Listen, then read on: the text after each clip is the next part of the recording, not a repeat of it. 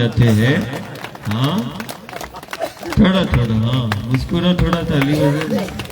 अच्छा अरे बजाना भैया, ऐसे ताली बजाने से बहुत सारी व्याधियां दूर हो जाती है, शक्ति का संचार हो जाता है।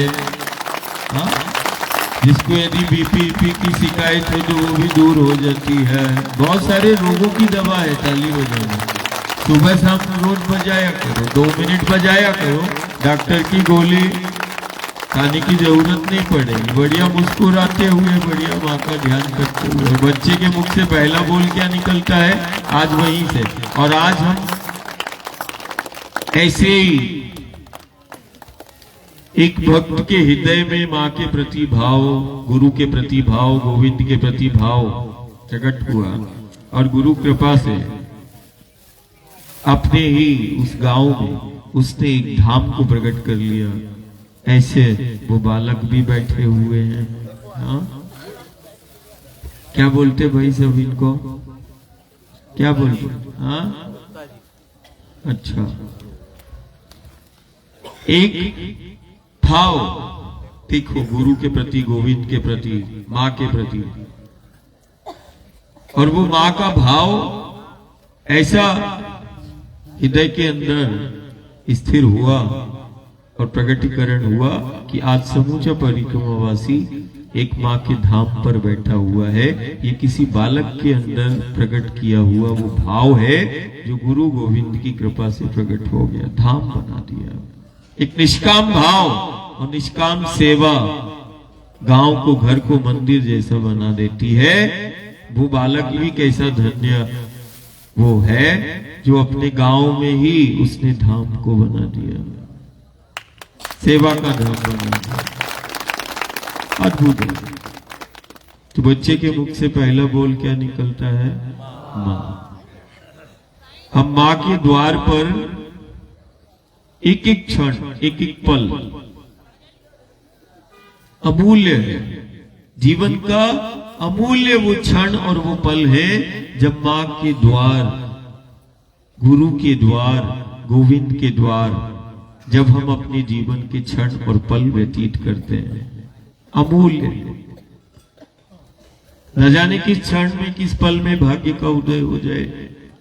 माँ के द्वार पर बैठे हैं, न जाने किस क्षण और किस पल में विघ्न बाधा और संकटों का अंत हो जाए, और न जाने किस क्षण और किस पल में परमात्मा और ईश्वर का मिलना हो जाए।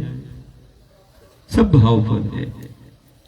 और हम एक ऐसी आद्य शक्ति भगवती की आराधना साधना में बैठे हैं, इसे माँ रेवा, माँ नर्मदा, आनंद मूर्ति, सत्य मूर्ति, रत्न गर्भा, वेद गर्भा। गायत्री को वेद माता कहे और मां नर्मदा को क्या कहते हैं? वेद गर्भा, जिसके गर्भ में वेदों को, वेद गर्भा। एक ऐसी भगवती, एक ऐसी शक्ति भूमंडल पर उसका प्रकटीकरण हुआ कि हर एक देवी का पूजन है, विधान है। लेकिन एक ऐसी देवी, एक ऐसी शक्ति जिसका मात्र दर्शन की महिमा है, दर्शन मात्र से जीव का कल्याण करती है, जिसका दर्शन मात्र जीव को भयमुक्त कर देता है। यदि इस देवी का बारंबार कोई दर्शन करता है तो जिसका दर्शन जीवन में परिवर्तन ला देता है, निश्चित वो मां नर्मदा है। यदि कोई नित्य दर्शन करे तो इसके जीवन में परिवर्तन आ जाता है। दर्शन मात्र से जीवन को दिशा मिल जाती है। जिसका दर्शन मात्र जीव को भयमुक्त करता है, जिसका दर्शन मात्र जीव का कल्याण कर देता है, जिसका दर्शन मात्र दशा में सुधार कर देता है, जिसका दर्शन जीवन में परिवर्तन लाता है, मात्र दर्शन की महिमा है। एक ऐसी शक्ति, एक ऐसी भगवती दुनिया के लिए वो नदी है, बहता हुआ पानी है। हमारे लिए तो साक्षात भगवती है। हमने साक्षात शक्ति को प्राप्त किया है। हमारे लिए और हमारे लिए ये नदियां नहीं, गंगा, के रूप में हमें शक्ति प्राप्त है, नर्मदा के रूप में है, गोदावरी के रूप में है, कावेरी के रूप में है। हमने शक्ति को प्रत्यक्ष पाया है गंगा नर्मदा के रूप।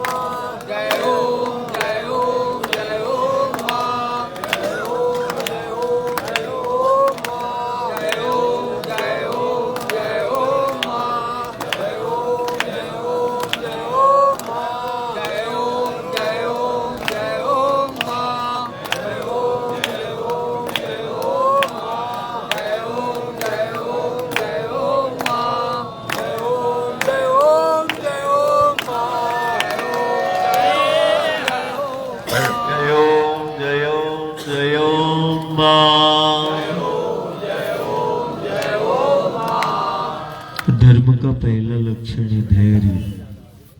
धर्म का लक्षण क्या है? धैर्य।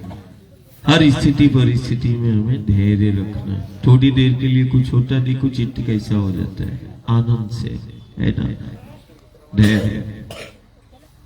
तो हमें शक्ति प्रत्यक्ष मिली गंगा के रूप में, नर्मदा के रूप में, यमुना के रूप में, गोदावरी कावेरी के रूप में। दुनिया के लिए ये नदियां हैं, हमारे लिए ये प्रत्यक्ष शक्तियां हैं। हमने गौ के रूप में भी शक्ति को प्राप्त किया है, जो हमारी प्रसन्नता संपन्नता का आधार है। गौ के रूप में भी हमें शक्ति प्राप्त है, गंगा के रूप में भी शक्ति प्राप्त है, मां नर्मदा के रूप में भी शक्ति हमें प्रत्यक्ष प्राप्त है। और ये वो शक्तियां हैं जो हमारे गांव और नगर को यदि इन शक्तियों ने स्पर्श कर दिया तो ये वो शक्तियां हैं जिसकी आराधना में हम बैठे हैं कि हमारे गांव नगर और प्रांत को यदि इसने स्पर्श कर दिया तो हमारे गांव नगर प्रांत को तीर्थ बना दिया, गांव को तीर्थ बना देती है और गुरु गोविंद और शंकर का धाम बना देती है। सिर्फ चरणों का स्पर्श हो गया, जिसकी आराधना और साधना में बैठे हैं, चरणों की स्पर्श मात्र से हमारे गांव नगर तीर्थ बन गए और हमारे गांव नगर गुरु गोविंद और शंकर के धाम बन गए। ये वो शक्तियां हैं जिसने हमें समूचे विश्व में हमें विश्व वंदनीय बना दिया। ये वो शक्तियां हैं, और सिर्फ विश्व वंदनीय ही नहीं बनाया, विश्व का संचालन भी हमारे हाथों में दे दिया। और ये वो शक्तियां हैं गंगा के रूप में, गौ के रूप में, मां नर्मदा के रूप में, जिसने युग साक्षी है, सदी साक्षी है, जिसने हमें विश्व गुरु बना दिया, विश्व का संचालन भी दिया, विश्व गुरु भी बना दिया, विश्व वंदनीय बना दिया। हमारे में ऐसी कोई खूबी नहीं थी, लेकिन इस धरा में हमने जो पाया शक्ति को गंगा के रूप में, गौ के रूप में, नर्मदा के रूप में, यमुना गोदावरी कावेरी के रूप में, ये प्रत्यक्ष शक्ति हम ही दुनिया में। और यही हमारी सनातन संस्कृति है कि दुनिया के लिए ये पृथ्वी है, ये धरा है, ये धरती है, ये माटी का टुकड़ा है। हमारे लिए ये धरती को भी हम मां के रूप में पूजते हैं, हम माटी को मां कहते हैं। इस माटी ने हमें, और इसी माटी के कारण हमें वो परमात्मा और ईश्वर का बारंबार हमें सानिध्य मिलता है। इसी धरा के लिए अवतार होता है। क्यों अवतार हुआ यदि परमात्मा ईश्वर का, तो इसी आधार के लिए जो हमारे जीव जगत का आधार है उसी का बोध कराता वो गुरु और गोविंद। गुरु और गोविंद ने लीला की, रामकृष्ण की लीला हुई, वो लीला वो बोध कराती है। रामकृष्ण की लीला, गुरु गोविंद की लीला मुझे जीना सिखाती है, मूल आधार शक्तियों का परिचय कराती है। गुरु गोविंद की लीला है, आत्मनिर्भर बनाती है, कैसे हमें धरा से जुड़ना सिखाती है, कवि धेनु से जुड़ना सिखाती है। वही तो मेरा ठाकुर है, गोविंद है, जो गौओं के संग रह के ब्रह्मा की मति भी भ्रमित हो जाती है कि ये परम ब्रह्म है, ये ग्वाल बालों के साथ गौ चराने वाला, वनों में विचरण करने वाला ये है। वो गौओं के संग कभी रहकर वो गौ की महिमा और महत्व को बताते हैं। वो माँ के संग चलते हैं, माँ के संग रहते हैं और वो जीना सिखाते हैं। और माँ की महिमा और महत्व को हर युग सदी में गुरु और गोविंद बताते हैं। असाधारण वो शक्ति है, ऐसी एक शक्ति वो मां नर्मदा के रूप में हमें प्राप्त है, जिसके दर्शन की महिमा तो है ही, लेकिन उतनी ही उसके पथ और तट की महिमा है। जहां चलना साधना कहलाता है। कोई दुनिया में ऐसा पथ नहीं जहां कोई चले और उसको साधना बताई जाए, लेकिन सिर्फ मां रेवा का पथ है जहां चलना साधना कहलाती है। और जाने अनजाने में भी कोई बैठ जाए तो उपासना हो जाती है, चले तो साधना है और बैठे तो आराधना बन जाती है। बोले दुनिया में कौन सा पथ है जहां चलना साधना कहलाती है, जहां बैठना आराधना हो जाती है, उपासना हो जाती है। बोले रेवा का पथ है, नर्मदा का पथ है। चले तो साधना है और बैठे तो उपासना है। साधु हो, संत हो, ध्यानी हो, ज्ञानी हो, भक्त हो, प्रेमी हो, देखो बड़ी उमंग उत्साह के साथ, आस्था और श्रद्धा के साथ वो नर्मदा मैया के पथ के वो पथिक बनते हैं। जिस पग पग पर तीर्थ है, और ये वो आद्य शक्ति है जो शंकर जिसके श्री चरणों की नित्य स्तुति करते हैं और श्री चरणों का ध्यान करते हैं और बोलते हैं अपने मुख से, तो दीय पाद पंकजम नमामि देवी। शंकर जिसके श्री चरणों की स्तुति करते हैं और शंकर के मुख से बोल निकलते हैं, तो दीय पाद पंकजम नमामि देवी सर्व तीर्थ नायकम नमामि देवी नर्मदे। सब तीर्थों की जननी, सब तीर्थों की अग्रज, सब तीर्थों की नायक मां नर्मदा को कहा गया। ये वही आद्य शक्ति भगवती है जो जीव जगत और ब्रह्मांड की उत्पत्ति के उन पहले कणों को प्रस्फुटित करती है। ये वही आद्य शक्ति भगवती है जो सूत्रों को प्रकट करती है। ये सूत्रों की जननी है, ये तीर्थों की जननी है, ये ब्रह्मांड की उत्पत्ति के उन पहले कणों को प्रकट करती है। दुनिया बोलती है प्रलय महाप्रलय में जिसका अंत नहीं, जब जीव जगत ब्रह्मांड सब समाप्त हो जाता है उस महाप्रलय में, उसके बाद भी जिस शक्ति का अस्तित्व बताया गया वो यही है जिसकी हम आराधना में बैठे हैं, जिसके हम धाम में बैठे हैं, नर्मदा। प्रलय और महाप्रलय के बाद भी जिस शक्ति का अस्तित्व बताया और जो विद्यमान रहती है और उसके बाद फिर जीव जगत ब्रह्मांड की उत्पत्ति के उन कणों को प्रस्फुटित करती है, ये वही आद्य शक्ति है जो सूत्रों की जननी भी है, जिन सूत्रों से जीव जगत ब्रह्मांड की रचना हुई। आज ज्ञानी और विज्ञानी भी कहता है कि जीव और जगत और ब्रह्मांड की ये जीव की रचना हुई तो वो सूत्रों से है, सूत्रों से निर्माण है और सूत्रों से संचालन है और सूत्रों से नियंत्रण है। ये सूत्रों की जननी है। अब सूत्र रचना के लिए जैसे ज्ञानी बताता गुण सूत्र, गुण सूत्रों से रचना होती है। फिर एक सूत्र आता है रक्षा सूत्र, जिससे बंधा हुआ है ये जीव जगत ब्रह्मांड और सुरक्षित है, वो रक्षा सूत्र।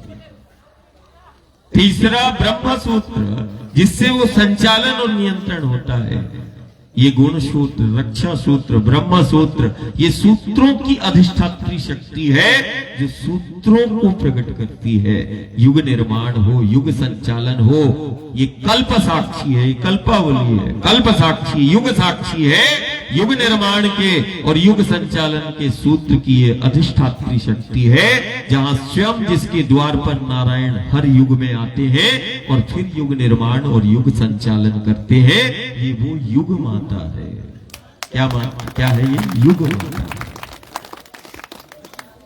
फिर इसके बाद ये वही आदि शक्ति है, जैसे माता पिता बच्चे को जन्म देते हैं तो उसको वो छोड़ते नहीं है। माता पिता बच्चे को जन्म देने के बाद उसके आवास, उसकी सुरक्षा, उसकी व्यवस्था, उसका पालन पोषण, सबकी व्यवस्था करते हैं।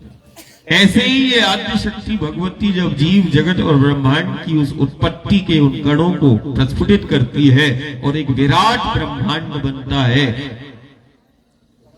तो ठीक वैसे ही ये आदि शक्ति वही है। जैसे माता पिता बच्चे को जन्म देते, फिर उसके आवास की, सुरक्षा की, व्यवस्था की सारी व्यवस्था करते हैं, ऐसे ये वो आदि शक्ति है जो चक्रों का निर्माण करती है और चक्र में जीव को, जगत को, ब्रह्मांड को स्थित करती है। ये चक्रों का निर्माण भी करती है। शोध का विषय है अभी विश्व के अंदर कि ये जीव जो है, जीव आता है जगत में और ये समूचा ब्रह्मांड में जो भी है, सूर्य है, चंद्र है, मंगल है, गुरु है, शनि है, सब है, सब चक्र में स्थित है। हम बोलते भी हैं जीवन चक्र, सुरक्षा चक्र, यहां तक कि समय भी, काल भी किस पर है? चक्र पर। चक्रों द्वारा संचालित हो रहा है ये जीव जगत ब्रह्मांड। इसको ध्यान से सुनना, ये प्रवचन नहीं हो रहा है, ये कहीं तुम्हें मिलेगा नहीं।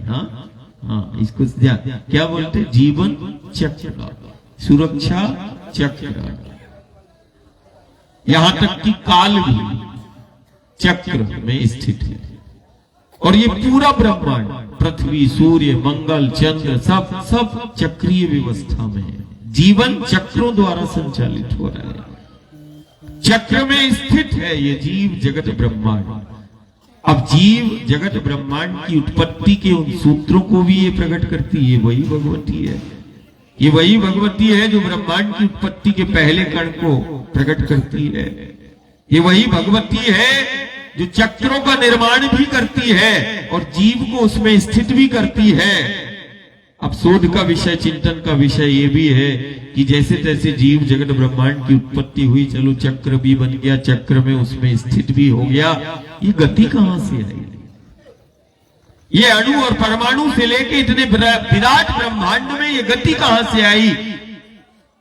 ये वही भगवती है जिसकी आराधना साधना में बैठे हैं, जो ब्रह्मांड में और एक छोटे से अणु और परमाणु से लेके इतने विराट ब्रह्मांड में और उन चक्रों को जीव जगत ब्रह्मांड में पहली गति को प्रकट करने वाली ये वही भगवती है जिसकी आराधना में हम बैठे, जिसको हम मां नर्मदा कहते हैं।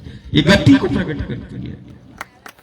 अब हमारी मति में इतनी सामर्थ्य ही नहीं कि हम इसकी भेद को जान पाए, कारण ये मति को भी गति प्रदान करती है। अब मति कहां से जान लेगी कि ये शक्ति का कौन सा रूप है? तो ये वही भगवती है जो ब्रह्मांड में पहली गति को प्रकट करती है।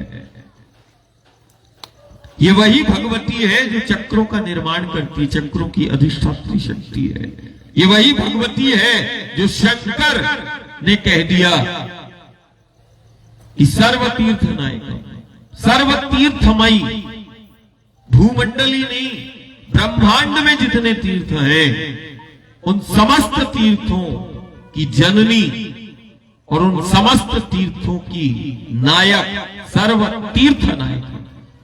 गंगा यमुना जहां मिलती है और गुप्त सरस्वती इलाहाबाद प्रयाग में, तो प्रयाग को तीर्थों का राजा बोलते हैं। लेकिन प्रयाग तीर्थों का राजा है, मां नर्मदा तीर्थों की जननी है, अधिष्ठात्री है तीर्थ की। आप सारे तीर्थ कराओ, लेकिन नर्मदा को यदि नहीं पूजा तो उस तीर्थ का फल प्राप्त नहीं हो सकता, संभव नहीं। सब भूमंडल और ब्रह्मांड में जितने तीर्थ हैं, उन समस्त तीर्थों का मान हो जाता है जो केवल और केवल एक बार मां नर्मदा का ध्यान कर लेता है। एक बार के ध्यान और एक बार के मां नर्मदा के पूजन से समस्त तीर्थों का मान हो जाता है। ठीक वैसे ही कि एक महाशक्ति मिली जिसको बोला सर्व तीर्थमयी, और दूसरी एक शक्ति मिली जिसको बोला गया सर्वदेवमयी, गौ माता को। गौ माता को क्या बोलते हम? सर्वदेवमयी। और मां नर्मदा को क्या कहा? सर्व तीर्थमयी। ये वो दो शक्तियां हैं जिनके चरणों का, कि जहां गौ का चरण है तो वहां तुम समझना कि धर्म है। गौ का चरण जहां बारंबार पड़ता है, वो चरण भी उस स्थान को तीर्थ बना देते हैं। एक सर्वदेवमयी शक्ति मिली गौ के रूप में, और एक सर्व तीर्थमयी शक्ति मिली मां नर्मदा के रूप में। ये दो महाशक्तियों ने हमारे देश को विश्व का संचालन और विश्व वंदनीय बना दिया। इन्हीं की ताकत से बने हम, विश्व वंदनीय बने, पूजनीय कर दिया हमारे गांव नगर को, तीर्थ जैसा बना दिया। आधार तो है ही, तो एक सर्वदेवमयी और एक सर्वतीर्थमयी, ये वही शक्ति है। अब गांव और घर परिवार को एक चित्त के अंदर ये प्रश्न जरूर एक जीवन में आता होगा कि नहीं, ये कौन सी शक्ति का स्वरूप है जिसकी केवल इसी की परिक्रमा का विधान है? भाई गंगा की परिक्रमा कर लो, यमुना की कर लो, गोदावरी की कर लो, कावेरी की कर लो। शक्तियां तो हमें गंगा के रूप में भी प्राप्त है, यमुना के रूप में भी प्राप्त है, लेकिन नर्मदा की ही परिक्रमा क्यों? और ये परिक्रमा क्या है, ये परिक्रमावासी को भी समझना होगा और तटवासी को भी समझना होगा, दोनों को समझना होगा। और ये दोनों के चित्त के अंदर आता है कि परिक्रमा हमारी सनातनी परंपरा है। और परिक्रमा हमने सिर्फ नर्मदा की नहीं, हम तो वो तुलसी के पौधे से लेके आंवला, बड़, पीपल, हम तो वृक्षों की, झाड़ों की, पेड़ों की भी करते हैं परिक्रमा। हमने देखा मां को तुलसी के पौधे का, कभी आंवला का, कभी नहीं, परिक्रमा करते हैं। हम तो माता पिता गुरु की भी परिक्रमा कर लेते हैं, प्रदक्षिणा कर लेते हैं। श्री गणेश उनका सबसे बड़ा आदर्श है। प्रत्यक्ष में माता पिता की परिक्रमा करके वो देवताओं में प्रथम पूज्य हो गए, और विघ्न हरण करता परिक्रमा ने बना दिया देवताओं में प्रथम पूज्य। जैसे परिक्रमा माता पिता की करके श्री गणेश गौरी नंदन देवताओं में प्रथम पूज्य हो गए, परिक्रमा ने, ध्यान देना, परिक्रमा ने विघ्न हरण करता बना दिया। एक परिक्रमा ने देवताओं में प्रथम पूज्य बना दिया श्री गणेश को। परिक्रमा सनातनी है, हम करते हैं। हम परिक्रमा पेड़ों की भी करते हैं, और हम परिक्रमा पहाड़ों की भी करते हैं। गोवर्धन की परिक्रमा होती है, कामदगिरी की परिक्रमा होती है। अभी हमें परिक्रमा को समझना है, फिर इसके बाद हम इस पर आएंगे कि यही क्यों, इसकी ही परिक्रमा जगत विख्यात क्यों है, क्या है ये? तो परिक्रमा मतलब एक चक्र। एक ने पूछा, दादा ये परिक्रमा कब तक चलती रहेगी? मैंने कहा ये तो अखंड है। मैंने कहा जिस दिन परिक्रमा रुक गई उस दिन जीव जगत ब्रह्मांड सब समाप्त हो जाएगा। परिक्रमा अखंड है। कारण तुम देखो, पूरे ब्रह्मांड को देखो, एक एक अणु परमाणु को देखो, सब गति कर रहा है, और एक कक्ष में एक चक्कर लगा रहा है। ये सूर्य, ये चंद्र, ये पृथ्वी, ये मंगल, ये गुरु, ये शनि, सब एक दूसरे की परिक्रमा कर रहे हैं। परिक्रमा तो अखंड है, और परिक्रमा यदि रुक जाए तो जीव जगत ब्रह्मांड समाप्त है, अंत है उसका। परिक्रमा तो पूरे ब्रह्मांड में चल रही है, अखंड है। लेकिन भूमंडल की नर्मदा मैया की परिक्रमा विख्यात है, और जगत प्रसिद्ध नहीं, तीनों लोकों में प्रसिद्ध है कि नर्मदा मैया की परिक्रमा करते हैं। परिक्रमा मतलब एक चक्र। अब थोड़ा हम जीव को देख ले, या अपने जीवन को देख ले, या पूरे ब्रह्मांड को देख ले, तो चक्र में हमारा जीवन है, चक्रों द्वारा संचालित हो रहा है, और चक्र में स्थित वो जीव है, और चक्रीय व्यवस्था है। चक्र में फंसा हुआ वो काल भी चक्र में ही है, और जो काल से परे है वो परमात्मा है। जो काल से परे है वो महाकाल है, वो ईश्वर है। लेकिन सब चक्र में ही है। और परिक्रमा मतलब एक चक्र, एक स्थान से भक्त प्रेमी चालू करता है और पुनः वहीं पहुंचता है। एक चक्कर लगाया, एक परिक्रमा हो गई, मतलब एक चक्र। अब नर्मदा मैया की ही परिक्रमा की प्रश्न ये आता है कि मैया की ही परिक्रमा की, और परिक्रमा हम कामदगिरी गोवर्धन की भी करते हैं।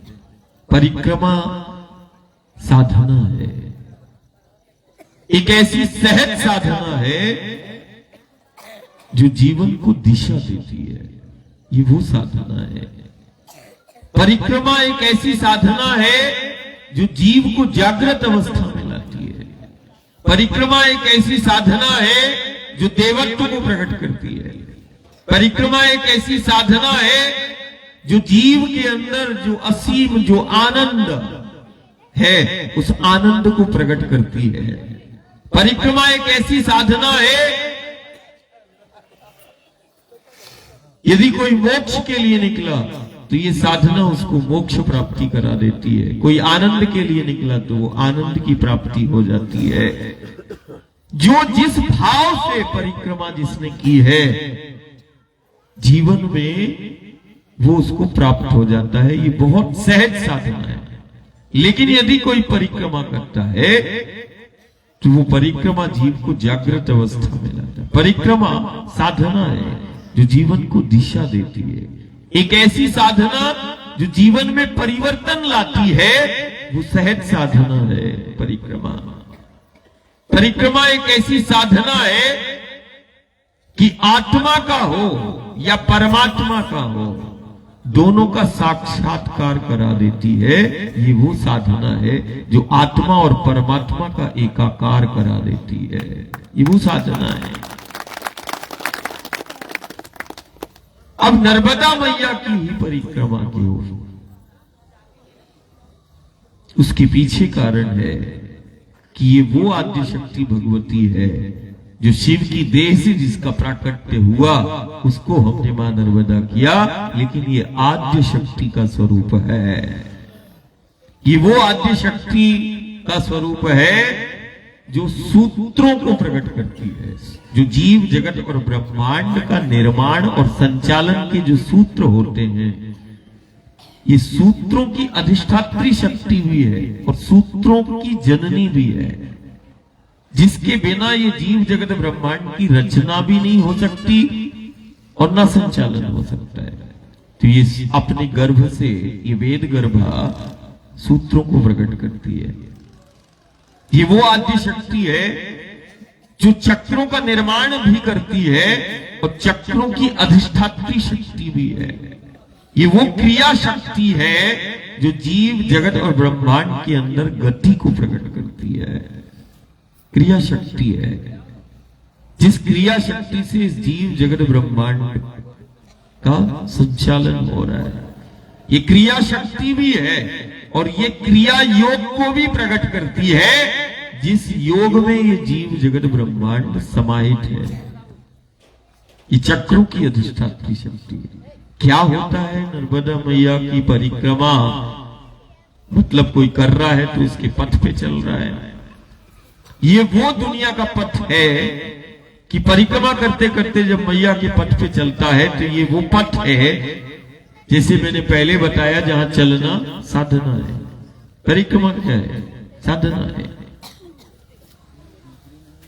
जहां चलने से चक्रों का समन्वय और संतुलन बन जाता है। नर्मदा मैया की परिक्रमा चक्रों का समन्वय और संतुलन को बनाती है। लाखों करोड़ों वर्ष हो गए, हमने कभी नहीं सुना कि सूर्य पृथ्वी से टकरा गया और मंगल और चंद्र से टकरा गया हो, और सब कक्ष में हैं, एक दूसरे की परिक्रमा कर रहे हैं, गति कर रहे हैं। चक्रों की अधिष्ठात्री शक्ति है जो चक्रों का निर्माण भी करती, चक्रों को गति भी प्रदान करती, और ये वो ही भगवती है जो चक्रों का समन्वय और संतुलन को भी बनाती है। नर्मदा मैया की परिक्रमा चक्रों का समन्वय और संतुलन को बनाती है। नर्मदा मैया की परिक्रमा चक्रों को जागृत करती है। नर्मदा मैया की परिक्रमा एक ऐसी साधना है जो देवत्व को प्रकट करती है, आनंद को प्रकट करती है। जो जिस कामना और भाव के साथ जो इस पथ पे चला है, उसकी वो समस्त मनोकामना और इच्छाओं की पूर्ति तो होती ही है, जीवन में परिवर्तन लाती है। ये वो साधना है, ये वो साधना है। कारण साधना तो जीव का कल्याण करती है। कोई भी साधना तुम करो, जीव का कल्याण हो जाएगा, कोई भी साधना। लेकिन ये एक ऐसी साधना है जो सिर्फ जीव का ही कल्याण नहीं करती, ये वो साधना है जो जगत का कल्याण कर देती है। ये वो साधना है जो पिछली पीढ़ियों को तार देती है और अगली पीढ़ियों को बना देती है। ये वो साधना है। बोले कौन सी साधना है? जो अगली पिछली पीढ़ी को भी संवार देती है। यदि कोई नर्मदा मैया के पथ पे चल रहा है तो ये वही दुनिया का पथ है जहां चलने से देव पितर संतुष्ट हो जाते हैं, जहां चलने से एक तरफ पितर संतुष्ट होते हैं और दूसरी तरफ जहां चलने से वो परमात्मा और ईश्वर का, हरि का, हर का प्रिय हो जाता है, परमात्मा का प्रिय बन जाता है। ये वो पथ है जहां चलने से वो परमात्मा और ईश्वर की प्राप्ति कर लेता है। ये वो पथ है जो साधारण सा मानव भी महामानव बन जाता है। ये वो पथ है जहां परमात्मा और ईश्वर साक्षात उसको प्राप्त हो जाता है, मिल जाता है। सिर्फ चलने से जहां बिंद बाधा और संकटों का अंत हो जाता है, और जहां चलने से परमात्मा की प्राप्ति हो जाती है, जहां चलने से पिछली 21 पीढ़ियां तर जाती हैं और अगली पीढ़ियां बन जाती है, ये वो साधना है। साधना तो जीव का कल्याण करती है, लेकिन ये वो साधना है जो तुम्हारी कुल को तार देती है, पीढ़ियों को तार देती है, पितरों को संतुष्ट कर देती है। ये वो साधना है जो देवत्व को प्रकट कर देती है। ये वो साधना है जो आनंद और मोक्ष को देने वाली साधना है, जीवन को दिशा देने वाली साधना है। ये वो साधना है जो जीना सिखाती है। ये वो जो साधना है जो समाज को एक करती है। आज पीपरी में न जाने कितने जिले और प्रांत के लोग हैं, लेकिन परिक्रमा एक साधना है। देखो, इस साधना ने हमें जिले और प्रांत की सीमाओं से मुक्त करके हम सबको एक कर दिया। ये साधना समाज को एक कर देती है। बोले नर्मदा मैया की परिक्रमा है। पीपरी में आज भारत दर्शन बैठा है। भारत को भी देख, कोई बंगाल से है, कोई महाराष्ट्र से है, कोई गुजरात से है, कोई यूपी, कोई बिहार से है, कोई अलग अलग प्रांतों से है, अलग अलग जिले से है, अलग अलग जातियों में बटा ये समाज एक ऐसी साधना है, सहज साधना है जो समाज को एक कर देती है। बोलिए परिक्रमा है, एक कर देती है। देखो, एक बैठा है, हम जाति से अलग हैं, लेकिन साधना के दौरान ये साधना ने हम सबको कितने निकट हमें ला लिया, कितना हमें अपनों के करीब लाती है। बोले साधना है। असाधारण, पग पग पर तीर्थ है। एक परिक्रमावासी अपने संपूर्ण 4 या 5 मास में, कोई 3 वर्ष 3 माह में करता है, जिसका जो भावना रहती है। कारण ये तो शिशु वृत्ति है। कोई हमने सुना 100 दिन में भी कर लेता है, 3 महीने में भी दौड़ के कर लेता है, कोई 4 महीने, कोई 5 महीने में, कोई 6 महीने में, कोई 3 वर्ष में करता है, कोई 12 वर्ष में भी करता है, लेकिन करता परिक्रमा है। क्या करता है? परिक्रमा करता है। और ये परिक्रमा कितना निकट ले आती है, चाहे वो परमात्मा के हो और चाहे अपनों के हो। ये साधना समाज से जोड़ देती है। ये साधना मूल आधार शक्तियों का परिचय करा देती है। और हमारी सनातनी परंपरा है, हम सिर्फ इतना बताने का प्रयास कर रहे हैं कि देखो, मां के संग युग साक्षी है। रामकृष्ण का चरित्र देखो, गुरु गोविंद का चरित्र देखो। ये वही गंगा यमुना नर्मदा के पथ हैं, जिस पथ पर गोविंद लीला करता है, गुरु लीला करता है। ये वही शक्तियां हैं, चाहे गौ के रूप में और चाहे ये माटी के रूप में जुड़ा है और लीला करता है, मां के संग में रहता है। और मां के संग रहते रहते, गौओं के संग कभी रहते रहते, कभी गंगा नर्मदा के पथ पे चलते चलते उसने जीना सिखा दिया और मूल आधार शक्तियों का परिचय करा दिया। वही तो है राम कृष्ण। महलों में नहीं रहे, वन में रहे, वन में रहकर बने हैं राम, और मर्यादा पुरुषोत्तम कहलाए हैं राम। इसीलिए कारण आज हमने काटकुट में बोला था कि हम सीतावन की ओर हैं। सबसे असाधारण है ये सीतावन, लक्कड़ वन। ये कोई साधारण नहीं है जो नर्मदा के तीरे है। एक गोवर्धन और एक कामदगिरी, नर्मदा के पथ पर सहस्त्र गोवर्धन और सहस्त्र कामदगिरी की ये श्रृंखला है। असाधारण है ये पर्वतमाला। और हम ही हैं कि पहाड़ों को हम पूजते हैं, पहाड़ों को, पेड़ों को हम पूजते हैं। और हम ही नहीं, हम उसी राम का, प्रभु का चिंतन करते जो कामदगिरी से प्रार्थना करते हैं। और वही द्वापर में आते हैं तो गोवर्धन को अपना स्वरूप बताते हैं, पहाड़ों को मान देते हैं। बोले दुनिया में कौन से लोग हैं जो पेड़ पहाड़ों को पूजते हैं? पत्थर पेड़ पहाड़ों को पूजने वाले यदि कहीं मिलेंगे तो वो भारत में मिलेंगे। ये हमारी संस्कृति है। हम पेड़ों को, पहाड़ों को परमात्मा ईश्वर के स्वरूप में पूजते हैं। हम विंध्याचल को पूजते हैं, हम हिमालय को भी मान देते हैं। अरे वो गंगा को धारण करने वाला वो हिमालय कैसा होगा? देवताओं में सामर्थ्य नहीं, जिस आद्य शक्ति को धारण करने के लिए खड़े कर दिए देवताओं ने हाथ कि हम नहीं इसको धारण कर सकते। अरे विंध्याचल और सतपुड़ा कैसा होगा जिसने इसको धारण कर लिया? उसकी महिमा भी, उसका भी तो विंध्याचल का चिंतन करना पड़ेगा, सतपुड़ा का करना पड़ेगा। अरे वो गिरनार और अरावली की पर्वतमालाएं कैसी होंगी जिसने अपने गर्भ में गुरु को धारण कर लिया। और गुरुओं के गुरु महागुरु को धारण करते हैं, शक्तियों को धारण कर लेते हैं ये पेड़, ये पहाड़। हम ऐसे ही नहीं परमात्मा ईश्वर और देवता के रूप में पूजते हैं। मेरे राम ने पूजा। आज हम सीतावन में बैठे हैं परिक्रमावासी।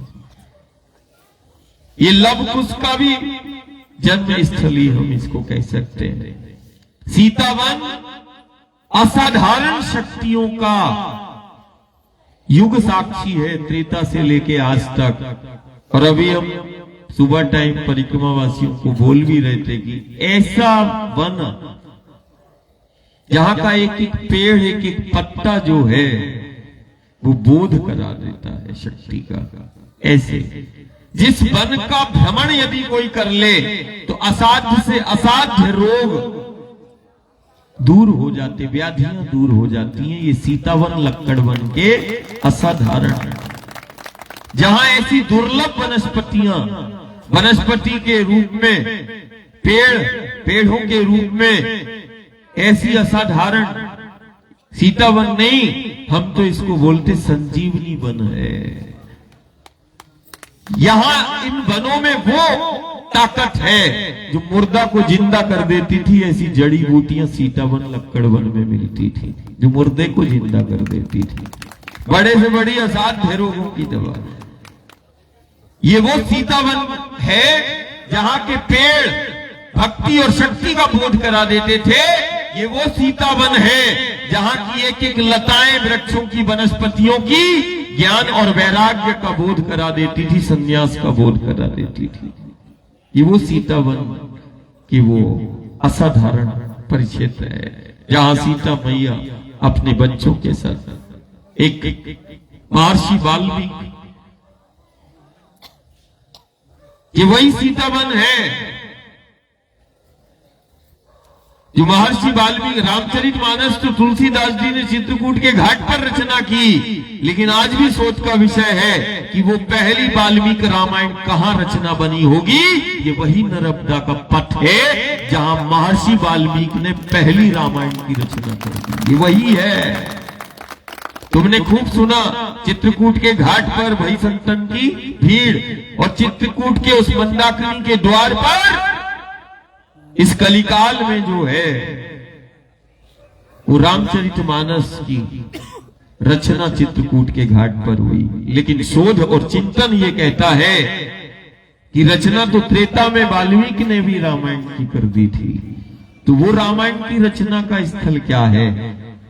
यदि लवकुश का ये जन्म स्थली है और ये महर्षि वाल्मीकि का ये तपोवन है, तो ये निश्चित मान के चलना कि ये वही स्थान है जहां उस महाग्रंथ की रचना हुई जिसको हम वाल्मीकि रामायण कहते हैं। दुनिया जब ये वही तपोवन है जिसको सीतावन कहते हैं, रामायण की रचना कहां हुई? दक्षिण में कंबर ऋषि ने कंबर रामायण की रचना की, लेकिन पहला जो त्रेता में वो रामायण वाल्मीकि रामायण है। आज भी शोध और चिंतन का विषय है कि वो इसी वेद गर्भा मां नर्मदा के तीर्थ क्षेत्र में महर्षि वाल्मीकि ने एक दिव्य महाग्रंथ की प्रभु की प्रेरणा से रचना की जिसको रामायण कहते हैं। ये वही भगवती के वो वन है, सीता वन है। राम को तो वनवास हुआ, पिता के वचन का पालन किया और उन्होंने वन में रहने 14 वर्ष तक रहे। लेकिन एक ऐसी भगवती शक्ति का स्वरूप, एक ऐसी पतिव्रता, एक ऐसा सतित्व, एक ऐसी शक्ति जिसने अपने पति के वचनों का पालन करके उसने वनगमन कर लिया और वनवास उसने धारण कर लिया। राजपाट सब छोड़ दिया, नर्मदा के तीरे तीर्थ क्षेत्र में माता आई। वही है। और यहां सीतावन असाधारण है, लक्कड़ वन असाधारण है। अभी कल पीपरी के बाद जयंती माता मंदिर, और इस सीतावन और लक्कड़ वन के बीच में यहां क्षेत्रीय लोग उसको नाला बोलते हैं, जबकि वो है एक नदी। पूरे भूमंडल में शक्ति को मात्रा के रूप में यदि कहीं पूजा जाता है और जहां शक्ति मात्रा के रूप में प्रकट हुई तो वो यही नर्मदा का तीर्थ क्षेत्र है। गुजरात में एक स्थान आता है तिलकवाड़ा, जहां से मैया उत्तर वाहिनी होती है। वहां 7 मात्रा है जहां प्रभु श्री राम ने त्रेता में शक्ति को मात्रा के रूप में पूजा। इसी नर्मदा के तीरे प्रभु श्री राम ने पूजा। फिर एक मध्य प्रदेश में भी स्थान आता है, मान नदी जो मैया से मिलती है, बाकानेर में वो स्थान है। मान नदी के द्वार पर 7 मात्रा है, प्रकट होती है। मात्रा के रूप में शक्ति की आराधना और स्तुति केवल समूचे भूमंडल में नर्मदा के पथ पर होती है। हम मात्रा को भी शक्ति के रूप में हम पूजते हैं। ये वो आद्य शक्ति भगवती है जो मात्रा को प्रकट करती है, जिससे ये जीव जगत ब्रह्मांड की उत्पत्ति होती है। ये वो भगवती है जो मात्रा को भी प्रकट करती है, और ये वही भगवती है जो मुद्रा को प्रकट करती है। अब दुनिया भर में एक मुद्रा जिसको धन बोलते हैं, उसके लिए न जाने कितने कर्म व्यक्ति कर लेता है।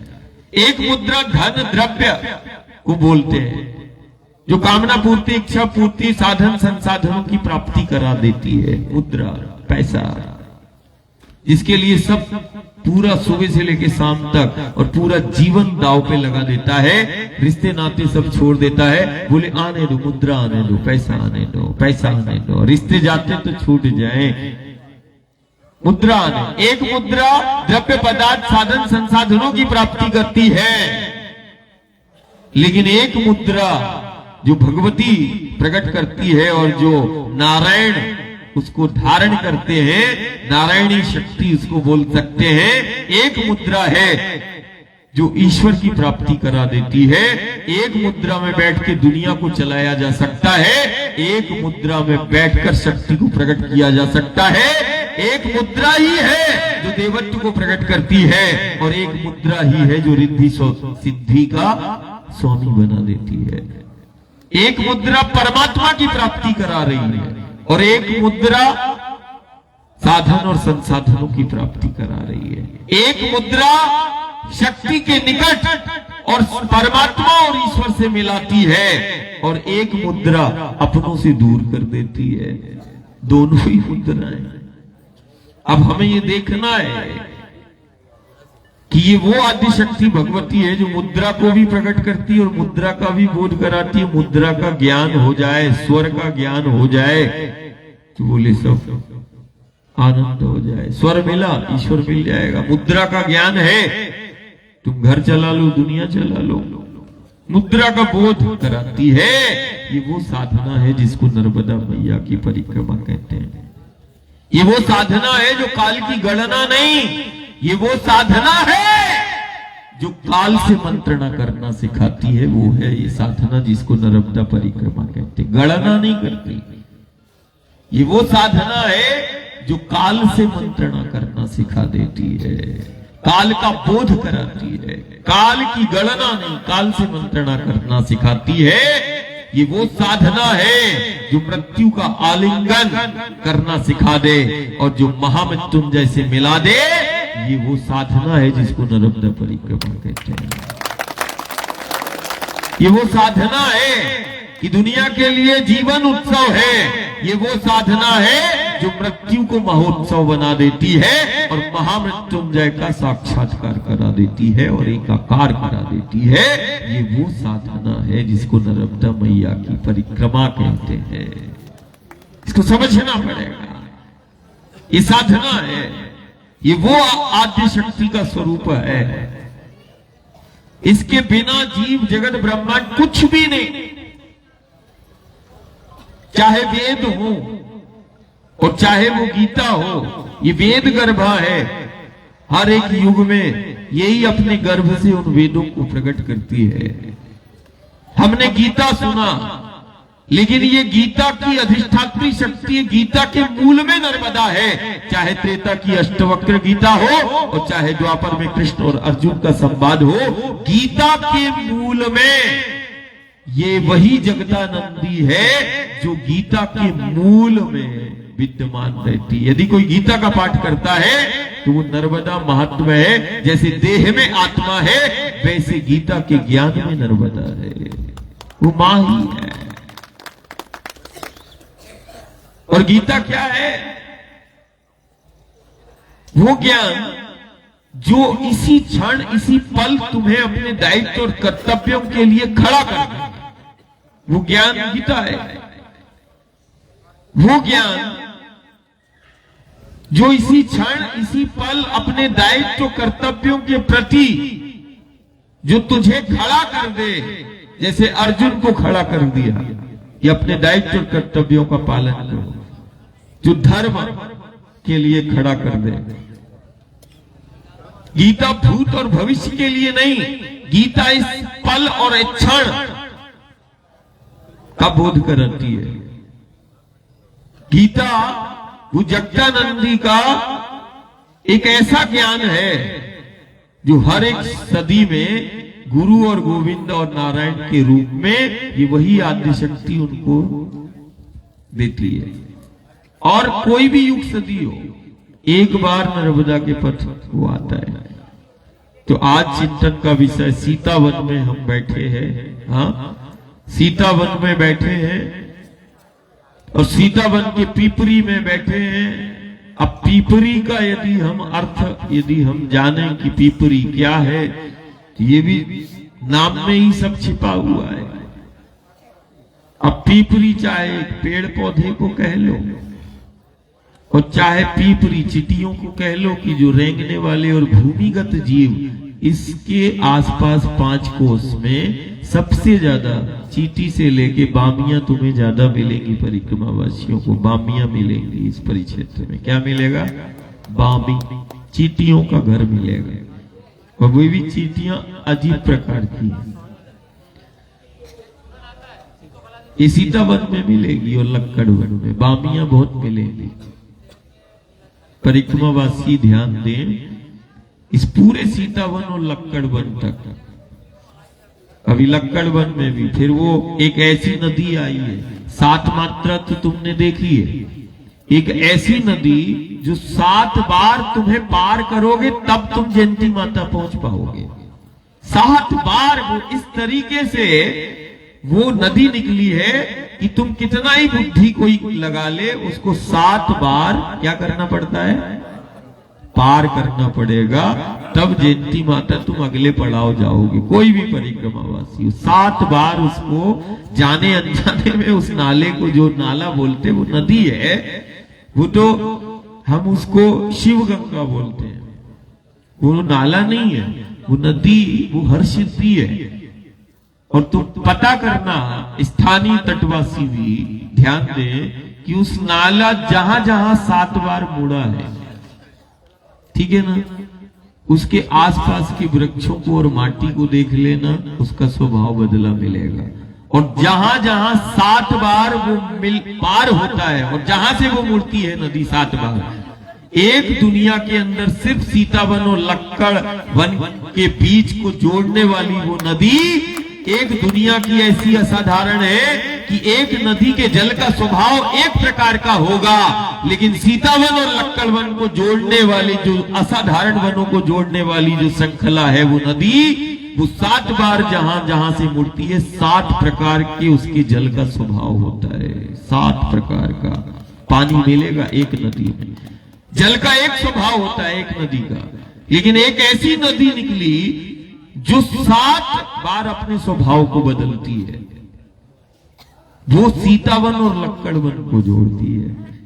तो हम काफी समय से घर परिवार को, तटवासियों को बोलते, देखो विश्व का सबसे असाधारण हमें लक्कड़ वन सीतावन मिला है, और उसके अंदर तुमने देखा नहीं कितनी हमारी धरोहर है।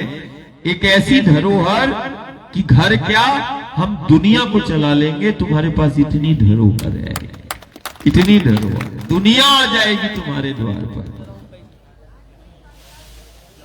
लेकिन बाहर से लगता है कि ये गांव और ये सब पिछड़ा है, ये है, पिछड़ा नहीं, सबसे बड़ी ताकत है। हमें तो अपने उसमें देखना है, अपनी माटी को, अपने गांव के आसपास के उन वनों को, पर्वतमालाओं को। असाधारण है और प्रकृति भाव प्रधान है, परमात्मा ईश्वर भाव प्रधान है। तुम तो भाव रखो बस अपनी माटी के प्रति, इन पेड़ पहाड़ों के प्रति। यदि पत्थर में यदि तुमने परमात्मा ईश्वर और शक्ति का एहसास किया है, तो वो वक्त आ गया है कि तुम इन पेड़ और पहाड़ों में भी अपने परमात्मा और ईश्वर को देखो। अब वक्त आ गया है।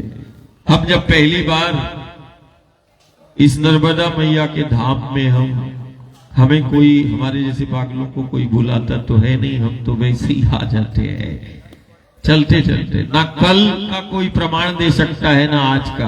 हम अपने स्थान पर स्वतः ही प्रवेश कर जाते हैं जब माँ की वो प्रेरणा होती। पीपरी में भी हमारा प्रवेश हुआ। परिक्रमावासी इसी परिसर में एक औदुंबर के वृक्ष को देखेगा और हमें बड़ा आज हृदय भरा कि कम से कम पीपरी ने और परिवार ने चबूतरा तो बना दिया कि चलो कोई स्थान है उधर भी, तो वो औदुंबर का एक वृक्ष इधर है, वहां में परिवार ने ये सब खुलवाए, सब बैठे, लेकिन मैं कहाँ बैठ गया? उस वृक्ष के नीचे बैठ गया। और वास्ता है आज पूर्णिमा है शायद, है ना? आज पीपरी के लिए पूर्णिमा सिद्ध हो जाएगी।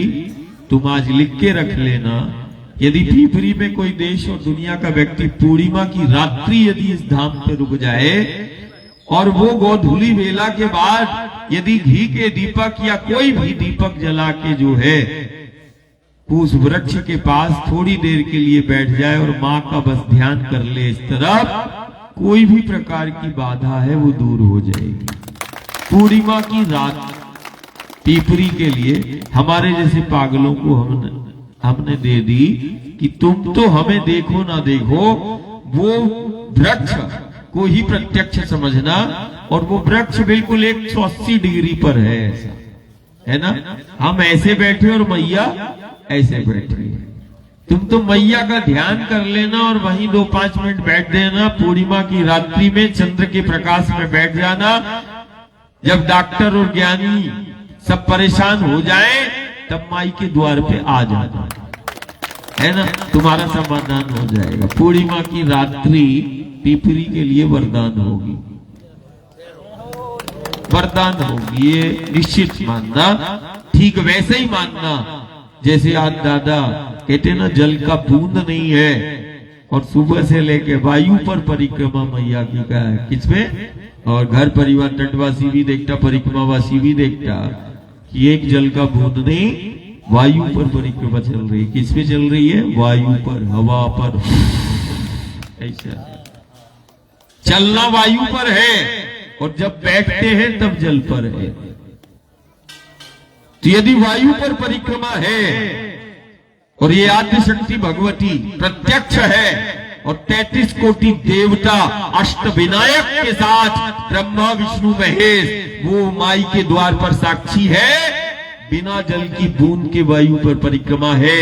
इसीलिए तुम उस वृक्ष के नीचे बस बैठ जाना, गहरी सांसें ले लेना, तुम्हारे अंदर की व्याधियां और बलाएं दूर हो जाएंगी। तुम तो दीपक जला के बैठ जाना। हवा जादू है, हवा से रोग दूर हो जाएंगे। वायु चिकित्सा हम पीपरी को देते हैं। क्या देते हैं? वायु चिकित्सा। कोई पेड़ की छाव में बैठ जाना, माई को देखना, दीपक जला देना, किसी भी प्रकार की कोई व्याधियां हो वो इस धाम में दूर हो जाएंगी, निश्चित मान के चलना। ये सीता वन है भाई, असाधारण है। ये वो वन है महर्षि वाल्मीकि ने के हृदय में जिस रामायण, पहली रामायण महाग्रंथ की रचना का जो सूत्रपात है वो केंद्र है सीता वन, और निकट में ही मैया का वो स्थान है। ज्यादा दूर पर भी नहीं, कितने किलोमीटर हो? 1.25 किलो, मतलब मैया सीता मैया के ही हम तीर्थ क्षेत्र में बैठे हैं, है ना?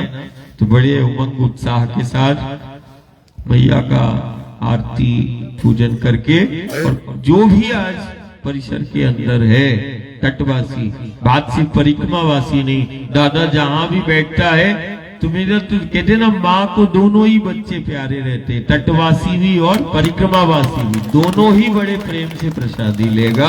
ऐसा नहीं है किसी परिक्रमावासी को नहीं, पूरा ही माँ का तो सदा व्रत है, अन्न क्षेत्र है वो पूरा। इसीलिए आज परिक्रमावासी के साथ जैसे कि तुम अपने घर परिवार के सदस्यों के साथ तुम प्रसादी भोजन प्रसादी करते हो, वैसे ही आज परिक्रमावासी वो देव तुल्य है ना? वो साधना, वो सन्यासी है, भले वो गृहस्थ है लेकिन द्वार छोड़कर वो सन्यासी के रूप में वो परिक्रमावासी है, वो देव के रूप में। न जाने कौन सा देव आया और परिक्रमावासी के साथ बैठ गए, समझना तुम किसी देव के साथ बैठ गए। भाव का खेल है। परिक्रमावासी की सेवा साक्षात नारायण की सेवा है, साक्षात नारायण की सेवा है। एक परिक्रमावासी एक दिन में हजारों तीर्थ का स्पर्श करता है, कारण माई के पथ पे पग पग पर तीर्थ है। अब सहस्त्र तीर्थों का स्पर्श करते हुए वो गोधूली वेला के बाद वो गांव नगर घर में प्रवेश कर जाता है। और कोई यदि घर द्वार अपना खोल दे और परिक्रमावासी के लिए वो निकल आए, तो जिसने घर द्वार से निकल गया उसके घर द्वार में कोई बाधा नहीं आ सकती। वो परिक्रमावासी के लिए यदि किसी ने द्वार खोल दिया तो उसके भाग्य के द्वार कभी बंद नहीं हो सकते, संभव नहीं। अमोघ सेवा है, कोई करके देखे। और जिसने की है और जहां जहां सेवा होती है वो अतिथि के रूप, हमारी तो संस्कृति है अतिथि देवो भव। न जाने किस भेष में कौन आ जाए। 12 ज्योतिर्लिंग में से महाराष्ट्र का कृष्णेश्वर महादेव इस बात की प्रमाणिकता है। एक परिवार, एक दंपत्ति पति पत्नी का व्रत था, जो द्वार पे आता था यथाशक्ति उसका मान किया करते थे और जितनी सेवा बनती थी करते थे। वो अतिथि के आतिथ्य और अतिथि की सेवा से वो महादेव को उन्होंने प्रकट कर लिया और उसके द्वार पे महादेव परमात्मा प्रकट हो गए। अतिथि का सत्कार, अतिथि के सत्कार मात्र से परमात्मा और ईश्वर प्रकट हो जाता है। ये महाराष्ट्र का कृष्णेश्वर महादेव इस बात की प्रमाणिकता है कि द्वार पे आए अतिथि का मान कर दिया, सत्कार कर दिया, सेवा कर दी, वो महादेव साक्षात प्रसन्न हो जाते हैं। फिर तो घर द्वार छोड़ के वो परिक्रमावासी जिसको तुम देख रहे वो तो वैसे ही सन्यासी है, एक ऐसा सन्यासी न जाने दिन भर में कितने तीर्थों का स्पर्श कर रहा है। और तीर्थों का स्पर्श करते करते वो आया और तुम उस द्वार पे खड़े होके सेवा पे। अब वो तीर्थ का स्पर्श करते हुए आया और तुमने उसका स्पर्श कर लिया सेवा करते करते, तो तुम भी उन तीर्थों के फल के प्राप्ति के अधिकारी हो जाते हो। सेवा करा देती है, उसका तो कल्याण होगा ही। लेकिन जो कहते साधना कर रहा है, तुम तो साधना में सहायक हो गए, तो वो साधना तुम्हें भी फलीभूत कर देगी, तुम्हें भी आनंदित कर देगी, है ना। ऐसे मैया का पूजन और आरती करके बढ़िया परिक्रमावासी और परिक्रमावासी ध्यान ने बहुत हमने सुबह ही बता दिया था, बहुत असाधारण वन में हम भ्रमण कर रहे हैं, सीतावन। और कल आएगा सीतावन और लक्कड़ वन की जो संधि कराने वाला वो नदी हरसिद्धि शिव गंगा जिसको हम बोलते, और स्थानीय व्यक्ति उसको नाला बोलता। तो नाला कहना आप बंद कर दो भाई, हाँ, उसको नाला मत बोलो, उसको शिव गंगा बोलो या हरसिद्धि बोलो, जो प्रकट हुई है, जो दो की संधि कराती है, असाधारण। 7 बार पार करोगे और 7 बार परिक्रमावासी पार करे तो 7 बार आचमन जैसे कर लेना। कोई भी प्रकार की व्याधियां हैं तुम खुद अपने हाथों से भगा देना, तो कल वो संजीवनी तुम्हें मिलेगी, वो नदी के रूप में। 7 बार जब तुम पार करो तो प्रणाम करके उसका आचमन जल का ले लेना। फिर जयंती माता मंदिर में एक संत के हृदय में आया, एक वृक्ष के नीचे माता का भाव, जैसे कि पीपरी में आज वो हृदय में भाव आया और ये धाम बन गया, ऐसे ही जयंती माता के मंदिर में एक संत को परिक्रमा करते करते एक संत वहां ठहर गए। अब पता था कि नहीं, परिक्रमा मार्ग परिवर्तित होने वाला है और भगवती अपनी लीला कर ही देती है। वो परिक्रमा करते करते सन्यासी वहां रुक जाता है, वही 7 नाले को पार करता है, वही मछेंद्रनाथ और गोरक्षनाथ की गुफा है। आज वहां गांव के लोग देवता के रूप में उन गुफाओं को पूजते हैं, लेकिन वो गुफा गोरक्ष की है, वो गुफा मछेंद्र की है। और वो नाला जिसको तुम बोल रहे हो और उस नाले को जो तुम 7 बार पार कर रहे हो, वो नदी जो हरसिद्धि है वो मछेंद्र की है, वो गोरक्ष है, दोनों ही तट पर है। एक सीतावन में रहने वाला मछेंद्र है तो लक्कड़ वन में मिलता मेरा गोरक्ष है। गुरु और शिष्य का संधि का वो सूत्र है, नवनारायण का है। अब वहां पर सिर्फ तुम्हें वो 7 बार प्रणाम करके पार करना, आचमन कर लेना, विभिन्न प्रकार की जो भी व्याधियां हैं उसको दूर कर लेना, भाव प्रधान है। फिर उसके बाद परिक्रमा करते करते वो जयंती माता में एक सन्यासी साधु संत रुका होगा। माई ने स्वप्न दिया, बोले कि हमारा समय आ गया, इधर हम प्रकट होंगे। तो देखो इसी को जयंती माता के रूप में वो एक और तुम्हें तीर्थ मिल गया, तीर्थ प्रकट हो गया। कारण यहाँ तो 25 कोस में फैला हुआ है। जब आदि शक्ति की वो आती है, पीपरी भी एक तीर्थ है, वो सीता मैया का पीपरी। तो वो असाधारण, आसपास का 5 कोस, इतना असाधारण है जिसकी कल्पना भी पीपरी नहीं कर सकता है। इतने असाधारण तीर्थ क्षेत्र शक्ति के केंद्र के बीच में पीपरी है। पीपरी पौधे को समझ लो, पेड़ को समझ लो, पीपरी या फिर वो भूमिगत जीव जो बहुत छोटे छोटे सूक्ष्म रहते ना, चींटियां जैसे। और इस पीपरी के सीतावन में से लेके लक्कड़ वन तक, और लक्कड़ वन से अपन कहा जाते, पामाखेड़ी तक, है ना। तुम ये समझना, परिक्रमावासी हो, तटवासी हो, तुम्हें हर जगह बामियां मिलेंगी। कहां मिलेंगी? बामियां मिलेंगी, नहीं मिलेंगी? तो पीपरी उसको भी बोलते, चीटी वाली, उसको जो जीव रहते ना। और परिक्रमावासी कल से शक्कर, आटा कुछ ऐसा रखे, और हर मोड़ पे तुम्हें बामियां मिलेंगी। भूमिगत जीव को आहार कराना सहस्त्र कोटि यज्ञ के बराबर है। ये हम शुरू से कहते आए हैं कि जल में रहने वाले जीव को आहार करो। परिक्रमावासी, अब जो सीतावन और लक्कड़ वन की जो बामियां है, न जाने कौन सा सिद्ध बैठा है उस बामी में, इसीलिए वो तुम्हें लगेगा चींटियों को आहार करा रहे, न जाने कौन सा सिद्ध वो आहार ले ले तुम्हारे। तो बढ़िया शक्कर रखना, हाँ, और आटा, जो भी मतलब भूमिगत जीवों के लिए, और बढ़िया वो बामियां जहां जहां देखो वहां वहां बढ़िया आहार कराते जाना। ये सीतावन और लक्कड़ वन में तुम्हें बामियां ही बामियां मिलेंगी। इसका परिक्रमावासी ध्यान रखे। हाँ, आचार्य पूजन प्रारंभ करो, नहीं तो परिक्रमावासी तटवासी बोलेंगे देखो आज फिर दादा ने 10 बजा दी, 11 बजा दे, वो फिर से 6 बजे से चालू हो जाते हैं। बोले जल्दी जल्दी करो, आज पूरा दिन भर चलना है। आज तो कुछ हमारे नए परिक्रमावासी भी दिखाई दे रहे हैं, वो भी बोलेंगे बताओ आए तो सही समय पे थे, लेकिन देखो सब इतना समय हो गया। हाँ भाई जल्दी जल्दी करो। हाँ, जय ओम जय ओम जय